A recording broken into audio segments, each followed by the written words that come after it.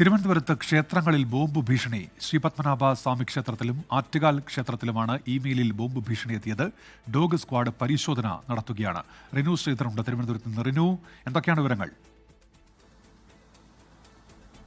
ഉന്മേഷ, ഇന്നലെ രാവിലെയോടുകൂടിയാണ് തിരുവനന്തപുരത്ത് വിവിധ ക്ഷേത്രങ്ങളിൽ ഒരു ഇമെയിൽ സന്ദേശം എത്തുന്നത്. ബോംബ് ഭീഷണിയുമായി ബന്ധപ്പെട്ടുകൊണ്ട് തിരുവനന്തപുരത്തെ പത്മനാഭ ക്ഷേത്രത്തിൽ, ശ്രീ പത്മനാഭസ്വാമി ക്ഷേത്രത്തിലും അതുപോലെ തന്നെ ആറ്റുകാൽ ക്ഷേത്രത്തിലുമാണ് ഇത്തരത്തിൽ ബോംബ് ഭീഷണി എത്തിയത്. ഉടൻ തന്നെ ഫോർട്ട് പോലീസിനെ വിവരമറിയിച്ചു. ഫോർട്ട് പോലീസും അതുപോലെ തന്നെ ബോംബ് സ്ക്വാഡും ഇപ്പോൾ ക്ഷേത്രങ്ങളിൽ പരിശോധന നടത്തുകയാണ്. നമുക്കറിയാം, തിരുവനന്തപുരത്ത് വിവിധയിടങ്ങളിൽ കഴിഞ്ഞ ദിവസം മുഖ്യമന്ത്രിയുടെ ഔദ്യോഗിക വസതിയിലും അതുപോലെ തന്നെ കോടതിയിലടക്കം ബോംബ് ഭീഷണിയുണ്ട്.